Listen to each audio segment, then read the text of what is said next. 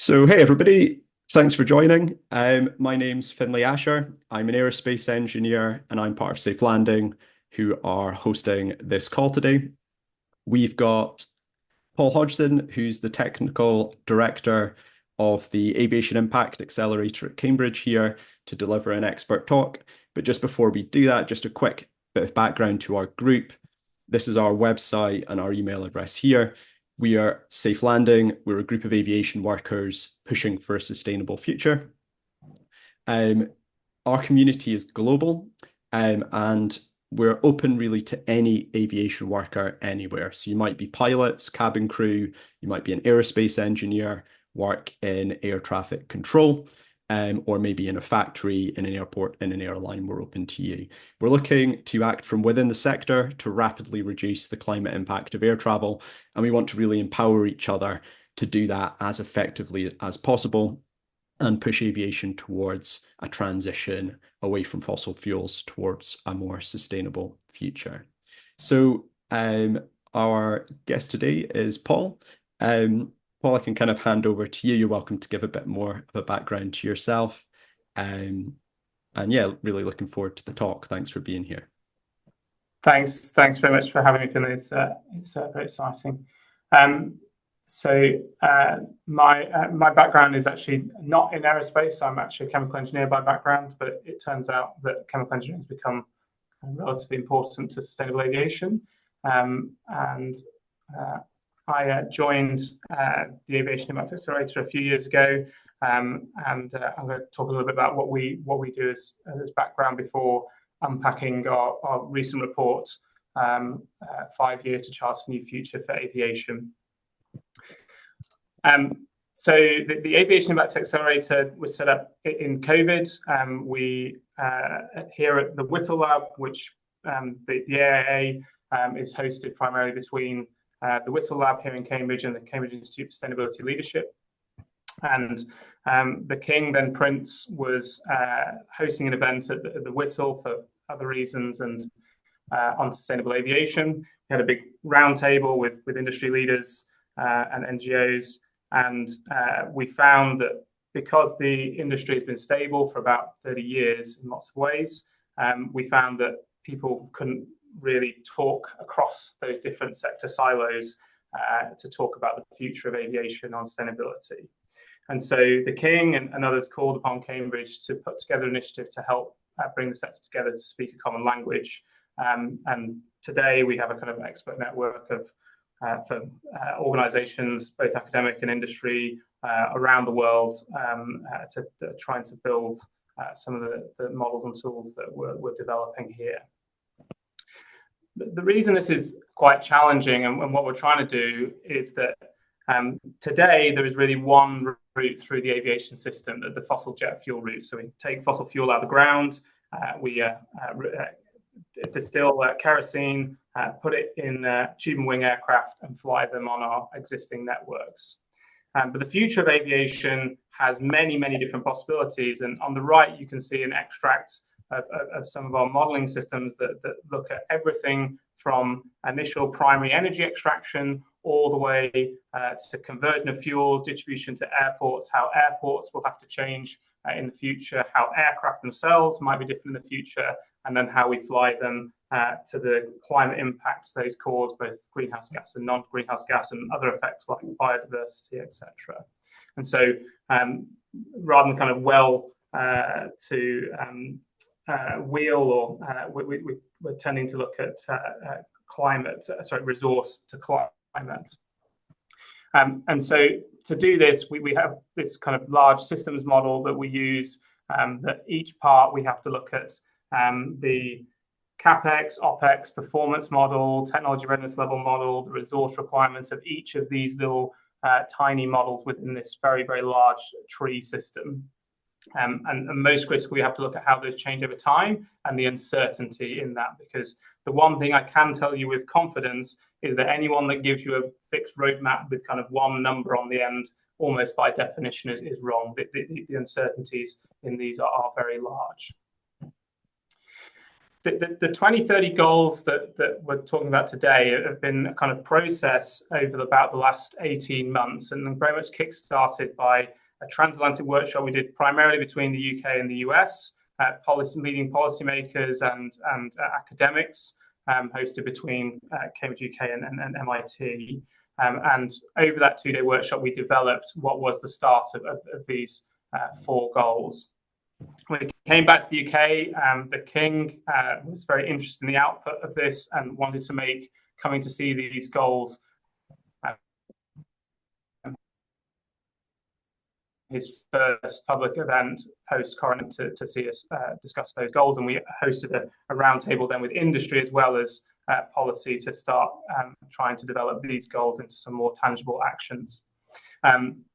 And then we've been using our tools at a place like COP last year to kind of try and disseminate some of these goals.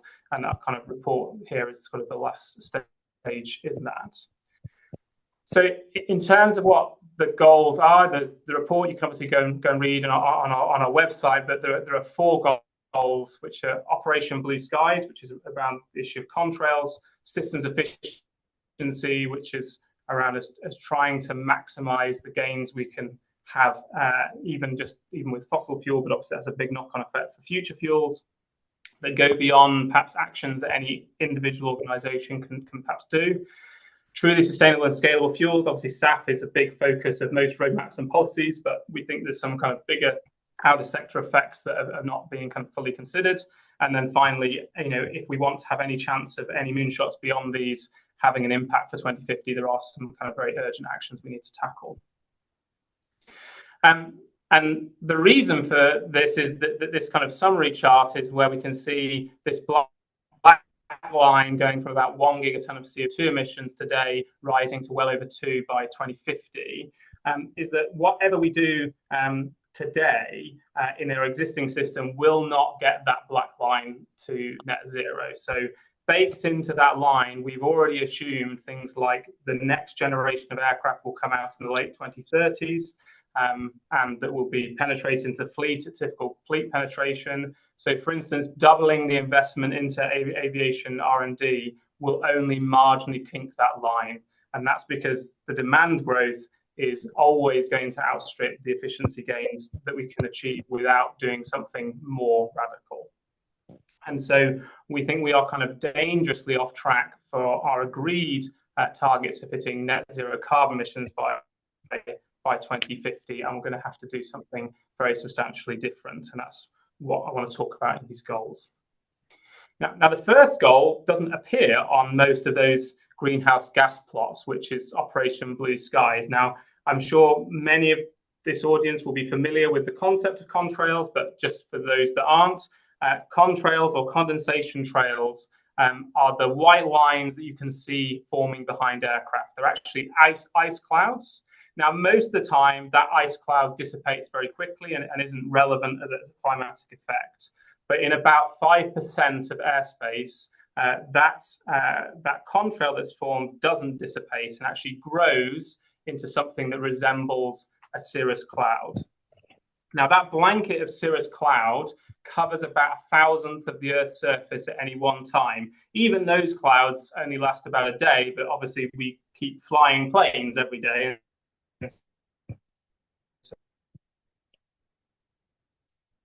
Keep this sort of blanket of contrails. Some rare individual contrails have a net cooling effect. The majority of contrails have a net warming effect because they trap radiation leaving the planet. Now, the effect of these contrails is very uncertain. You can see point 1 here on the left shows that the uncertainty is about plus or minus 70%. But that middle value that you can see for contrails, for context, is warming the planet about the same rate as about 33 billion tons of CO2. We can see that the black line that I'm talking about is now CO2 plus contrails. The dotted lines below show us just CO2, and I've split those into 2 parts. The lower one is the historic emissions, and the higher one is both historic plus future projected CO2 emissions and how much they're warming the planet. Sorry, just a feedback. The reason we display this is quite often people will have seen comparisons of current rates of forcing of contrails versus the CO2 that we've emitted in aviation since 1940. But unfortunately, this is a little bit of a gambler's fallacy as a comparison, because the historic emissions we've emitted up till today from aviation are already done. There is nothing that we can do about those emissions other than general carbon removals for all sectors. And so the only thing we can do about CO2 is the difference between the dotted and the dashed lines. Now, in terms of dealing with contrails, there are some things that we can do relatively rapidly compared to dealing with CO2. So these regions of airspace where contrails form, called ice supersaturated regions, are very, very thin vertically. They're about 500 meters deep vertically on average. And that means that one way we could potentially avoid contrails is through navigational avoidance, where we effectively either predict or detect where these regions are and then fly above or below those. And what you can see here is what our modeling is telling us is potentially possible if we act to do contrail avoidance in terms of mitigating that warming effect. And you can see that that alone would deal with most of the warming effect of aviation. Just to reiterate why we think this is why we've made this goal number one and why this is such a large effect, to just remind people that contrail cloud cover that we have today, our best estimate is that's warming the planet at the same as about 33 billion tons of CO2 in the atmosphere. For context, that's about the same as 12 months worth of all human CO2 emissions. It's also about 16% of our remaining 1.5 degree budget. Contrails roughly scale with kilometers flown, which means that number is likely to double or triple by 2050. So in terms of the action that we need by 2030, we think that we need to set up these airspace scale living labs. So there's been some individual experiments of individual flights avoiding contrails. They've been very useful in providing us some information about that.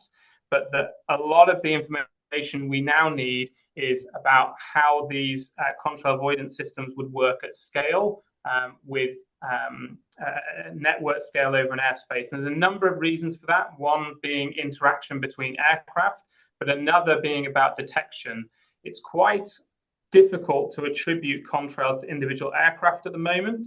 And so one way of detecting, one of the problems if you avoid a contrail, it's very empirically difficult to see that you would have formed a contrail if you hadn't avoided it, because seeing contrails is easy, seeing the absence of contrails is hard. And so if you do this over an airspace, one thing that you can do is look to see whether statistically the amount of contrail coverage has decreased over a reasonable area and a reasonable time frame.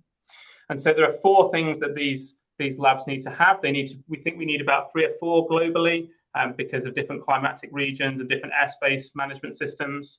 They need to be a large enough scale to replicate real world conditions.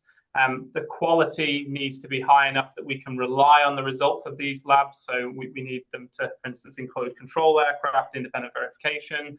And finally, obviously, there needs to be an open review process so everyone can be confident in the results of these labs. One question we get asked is how fast could we then deploy contrail avoidance if those blue sky trials were completed by 2030? And the answer is there's a great deal of uncertainty in both how effective those contrail avoidance schemes would then be and how fast we could roll them out. But the important point to note here is we cannot narrow this uncertainty without conducting these trials, because most of the uncertainty here we don't know the answers to without doing those trials. So for instance, we don't know for sure whether we need some more equipment on satellites or not, but we won't know that without the trials. We also don't know where some of the scale-up problems will be without operating those trials. So not only are the trials urgent so that we can implement contrail avoidance as quickly as possible, they're also urgent in order for us to narrow down the uncertainty in how quickly we could actually deploy contrail avoidance. There are a number of headwinds in contrail avoidance, and we think they kind of fall into roughly 4 buckets. The first is that, unfortunately, where contrails are worst, which is broadly North America, the transatlantic region, and Europe, also has some of the highest airspace congestion. And so that, unfortunately, moving planes around in those spaces are the most tricky places to do those on average.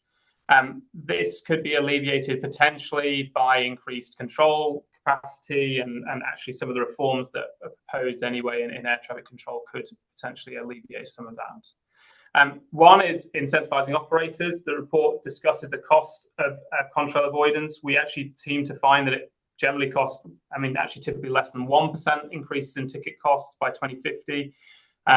So the ticket rises is in the noise for end users. However, the margins for airlines are so tight that one airline performing contrail avoidance versus another would be a significant issue, and so this likely needs some degree of policy or incentivization to try and deal with that cost, to make the cost equal. I mentioned that one of the problems is measuring absence of contrails is much more difficult than measuring contrail formation, and so this is a challenge in verifying that we've correctly avoided contrails. And finally, there are thousands and thousands of people, and perhaps this forum is one of the best places to discuss this, that would be involved in contrail avoidance, from pilots to air traffic controllers, flight planners. Literally thousands of people are involved in this. And so, implementing contrail avoidance would require both new systems, more capacity, and some training and education. The final piece I want to touch on is something that's asked a lot, which is around the fuel burn penalty. So some of you that are familiar with contrail avoidance will be familiar that the fact of moving up and down altitudes does increase the CO2 emissions of aircraft flying with fossil jet fuel. What this chart is trying to explain is that the minimum benefit of contrail avoidance is at least 20 times higher than even the cumulative CO2 penalty that exists. The CO2 penalty at fleet level is in the order of 1%. Some studies suggest it's actually potentially a lot less than that, and actually the 1% fuel burn penalty is almost hypothetical given the level of inefficiency we already have in that type of system. So the chart shows on the bottom the warming rate broken down into different levels of uncertainty. So the darker region is just the uncertainty in how we scale contrail avoidance, and the wider region includes the scientific uncertainty as to how large contrail avoidance is. And you can see, even without demand growth, at the best end, contrail avoidance could remove the equivalent of about 50 billion tons of CO2 by 2050. On the bottom end, it's maybe 5 or 6. Now, the red line shows us the warming caused by the CO2 fuel burn penalty, which is accumulating every year. But on my bottom chart, you can't see it because it's so small. And so what I've had to do is zoom it in by a factor of 100 onto the red chart on the top. Now, that's where we can see that the effect that the top of the red by 2060 is about 20 times smaller than the smallest saving we make on the green on the bottom. And we also here have shown that this fuel burn penalty for the avoidance plateaus eventually, and that's partly because CO2 degrades, partly that we expect that to transition to net zero fuels at least by 2060, which we've assumed here, and so that effect plateaus by 2060, and so there's a sort of finite fuel burn penalty that we'd have to live with for 2030s and 2040s, but eventually that becomes a kind of finite amount. The amount of CO2 that is adding to the atmosphere versus the savings by removing some of this contrail blanket is not comparable. So this is not a good reason, for instance, to not do contrail avoidance. The second goal that we talked about is improving our systems efficiency. Now, there are lots and lots of discussions about what we call conventional measures to improve efficiency, things like improved air traffic control being one, for instance. But we think there are a few levers that require probably systems level change because they impact multiple types of actors and are unlikely to be unlocked without kind of systems level intervention that have potential to significantly reduce fuel burn. The first is accelerating the replacement of our fleet. This has a number of knock-on effects. Firstly, obviously, it improves the efficiency of the existing fleet, but it also potentially accelerates the rate at which we bring new technologies that we don't have today into the fleet. Right now, aircraft are replaced about every 30 years, and effectively what this would do would mean that we'd be replacing on average every 15 years. For context, the embodied emissions in building aircraft are almost irrelevant. Aircraft are really very good at burning fuel. They burn a lot of it very, very quickly. Their payback time in terms of CO2 emissions is in the order of weeks, not years. The second measure is flying slower. There's a small gain to be had in really optimizing the speed, which is really probably a conventional measure that others have talked about in air traffic control. On average, we're flying a little bit quicker than optimal design speeds, but we're talking a relatively small saving. The larger effect is designing aircraft to fly slightly slower, slightly further away from Mach 1. And we think that implementing this and then rolling this into the fleet could reduce fuel burn by about 5 to 7%. And the third is matching range. So we're currently using a kind of jack of all trades aircraft and often not even using the right aircraft, even within that selection, for the right job. Ensuring that we use aircraft to do the right jobs and adding some slightly more specialist aircraft into the fleets, we think can also save a significant amount of fuel burn. In terms of how much these all add up, you can see on the left here what we think 2050's emissions are and how much the conventional measures in red propose to save. These are in line with proposals from the likes of ICAO and others, things like lead generation of aircraft, improving load factors slightly, and dealing with some on-ground emissions, dealing with some air traffic optimizations. And then in the green, we think that each of these buckets give us maybe as up to 10%, but somewhere between 5 and 10% for halving fleet age, flying slower, and optimizing the way we use aircraft. So just to delve a little bit into each of those, in terms of halving the age of the fleet, this is what it would take. At the moment, our OEMs are planning to roughly double their build rates by 2050. They have to do that in order to maintain their demand projections. Effectively, what halving fleet age would require is tripling our product output by 2050 as opposed to doubling it. Now, this could be done a number of ways. One could be the existing manufacturers increase their production each by 50%, or a third manufacturer, Comac, for instance, would have to enter the market. The speed of that entry actually kind of matches fairly similarly to Airbus's historic entry into the fleet in the 90s and beyond. So the timeline is about right for that. Obviously, all of these levers are difficult.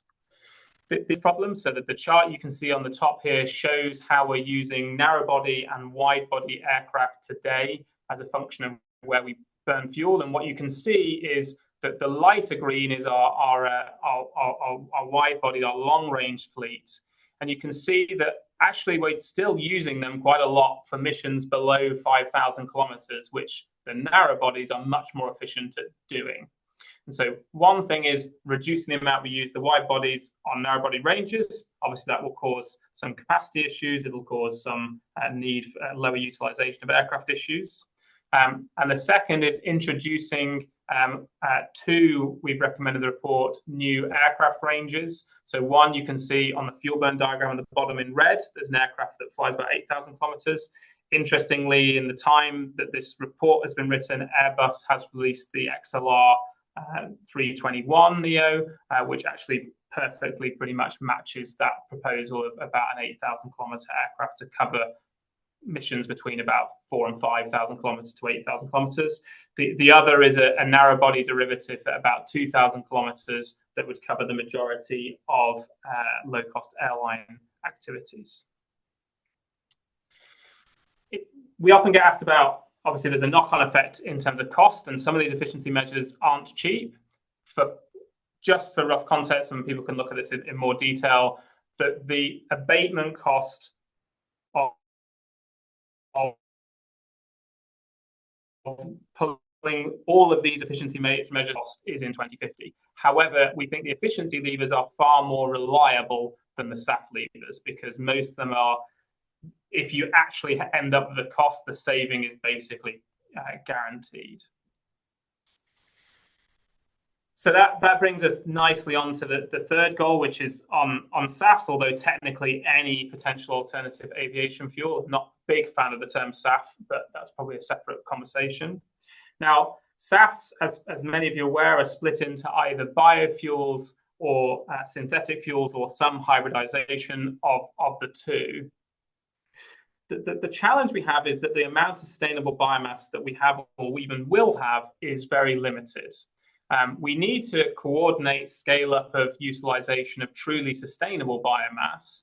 However, aviation's demand potentially for biomass means that it could take this away from sectors that could make better use of that biomass. And whilst aviation's own emissions may decrease, the total emissions of the world may increase as a result. Similarly, with electric fuels, we have a limited amount of renewable electricity, and aviation really needs to ensure that it is putting in additionality into its build out of e-fuels for both electrolyzers and low carbon electricity, in order to also stop it from diverting low carbon electricity from other sectors that could have a greater abatement potential.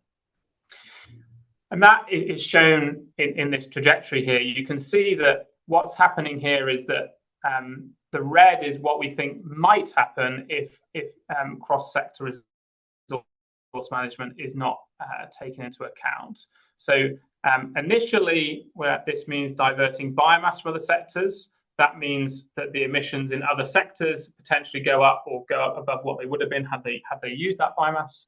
That has an effect to begin with, but at the beginning, we're not using very much SAF as we scale up in this projection. As we run out of biomass, because frankly, even if aviation takes the lion's share of sustainable biomass, it still is probably insufficient for aviation. It then has to turn to electric fuels, and if it starts using electric fuels derived from electricity that's taken out of the grid, and therefore really putting more fossil fuel power back on the grid, our emissions could end up being worse than if aviation had just continued to use fossil fuel. The kind of simple explanation for this is that if you take 1 unit of green electricity and use it to make fake dinosaur juice, you get about 1/3 of a unit of fake dinosaur juice. So you can displace about 1/3 of a unit of fossil fuel. If you take the same unit of electricity and use it to displace coal power stations, or you use it to displace gas power stations, or use it to power electric cars, you displace about 3 units of fossil fuel. And so aviation's use of these resources is actually one of the less effective use of those resources. So we must make sure that we're not taking those resources away from sectors that could displace a lot more fossil fuel than aviation can with those same resources. In terms of the biomass question, there's people can look a little bit more in detail at this, but we believe we've done our own studies on how much biomass is available, but we've looked at a range of other people's international studies on biomass availability. We think in 2050, the maximum technical availability of biomass is in the region of 150 exajoules. Some people think there'll be a lot less than that available. Some think there's marginally more available, but we think it's generally in that range. And they come from a variety of places, but are kind of dominated by forest residues and agricultural residues, obviously accounting for not trying to take too many nutrients out of the soil, etc., in those systems. And one of the reasons that this matters is we don't quite know how much biomass all other sectors need, and different roadmaps have different quantities. But we find that whatever assumptions we take on this, we have a little bit of a problem. So there are some biomass uses in industry that are basically unavoidable. The paper industry, for instance, almost certainly needs some. The chemicals industry kind of needs biogenic carbon to decarbonize. There's not really a need the carbon atoms one way or another. And so it's very difficult for some portions of industry to not use any biomass. And then there are a range of sectors that potentially could use biomass to help decarbonize, or maybe, some people think that they maybe don't need them. However, you can see on the left, which is if we pare back everyone else the bone and also have aviation use the most carbon effective routes, which are synthetic combined with biomass routes, you can still see that according to some trajectories, we're over what is certainly a sustainable limit into this uncertain territory. And on the right, if all sectors use what they think they will need, plus aviation uses just biofuels, we are most definitely over our sustainable amount of biofuels. And this is because aviation's demand for fuel in 2050 is so large. So you can see here on the left the amount of biomass that aviation would need if it was to be powered entirely by biofuels. There's some biomass that's required to make the jet fuel, but most routes also make some other fuels alongside, which is broadly unavoidable. And so that means there's a larger biomass requirement. And you can see just powering aviation alone by biofuels puts us in that uncertain range of biomass availability. On the right, you can see the electricity requirements for a purely synthetic biofuel. This requires well over 100 exajoules of electricity. For context, that's about twice all of the world's renewable electricity production today, and is a significant proportion of what we're planning to build by 2050. We therefore think we need carbon efficient routes. One is power and biomass to liquid that you can see in the middle. What this does is make sure that every carbon atom that we put in through the biomass routes ends up in the fuel by upgrading about 2/3 of the carbon that otherwise be lost with electricity. So it uses less electricity because some of the energy comes from biomass, and it uses less biomass because 100% of the carbon ends up in the fuel as opposed to about 1/3. People sometimes ask us, why is this going to be a problem? And the answer is that aviation is actually remarkably insensitive to biomass prices. So here you can see our kind of projection for what an average return ticket costs in 2050 under fossil scenarios, under a biomass scenario, under that PBTL hybrid scenario, and a purely synthetic PBTL route, sorry, PTL route on the bottom.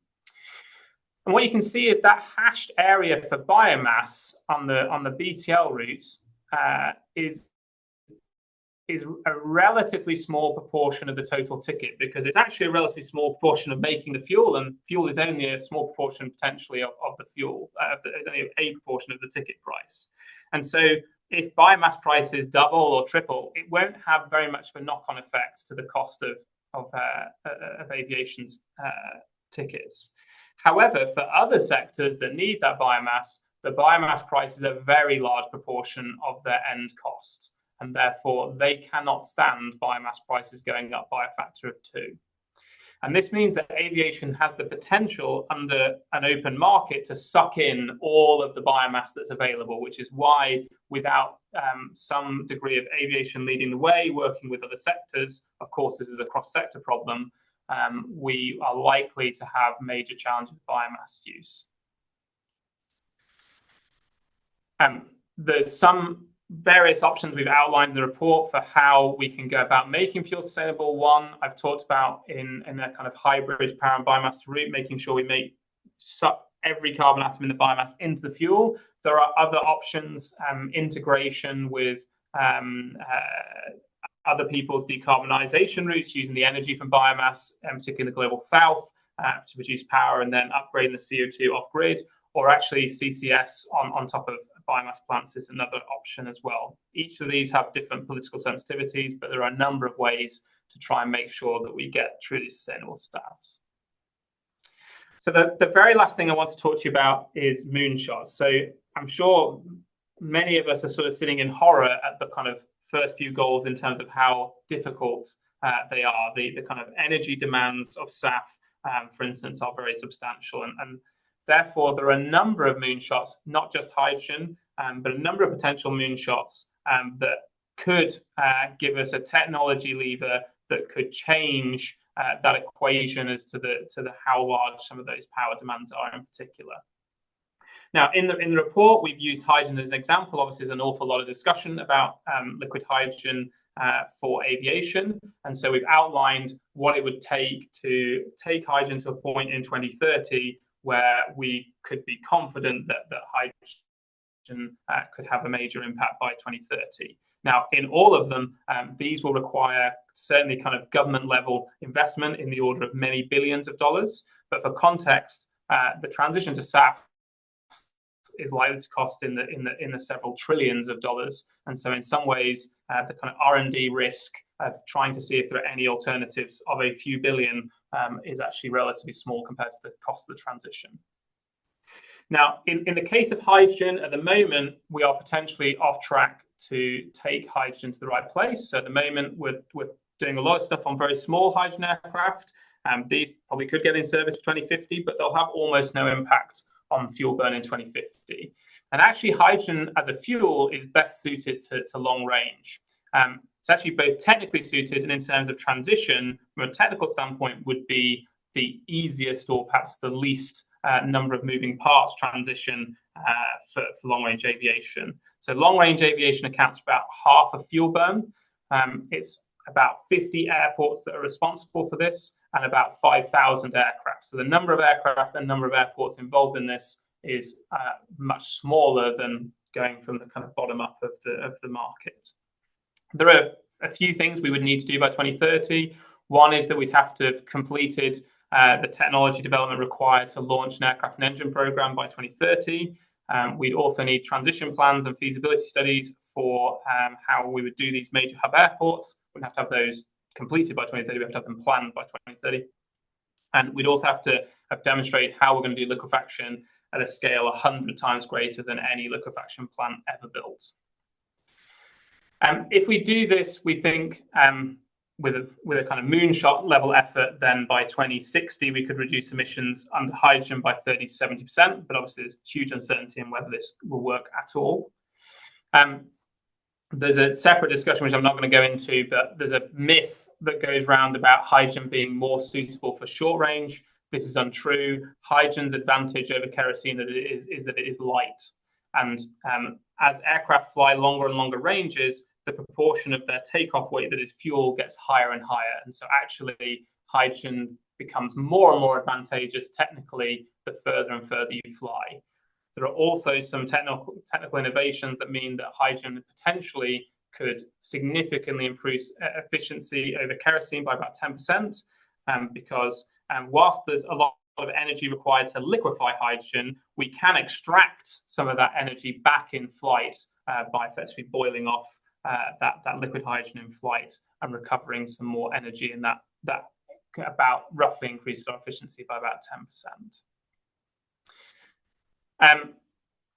The kind of final thing I want to touch on this is the airport transition question. So these hub airports currently use a large amount of fuel and would use even more fuel in 2050. These would not be minor projects at airports. So we've taken the two largest airports by fuel burn today, which are Heathrow and Dubai, although that is going to become Dubai World Central. And you can see that what this would require is a significant land area, but not one that's actually impossible at either of these two airports for an on-site liquefaction plant. It would likely require a hydrogen pipeline to deliver the quantity of hydrogen required as a gas, and requires power connections in the order of 2 or 3 gigawatts, either as a direct electrical connection about the same size as the power station connection, or as on-site production from burning some of the gaseous hydrogen that comes in through the pipeline. So that's, I hope, helps outline what we're trying to set as these 2030 goals to try and move aviation from this red path to one of these green paths. In terms of next steps for us, we've kind of frequently said that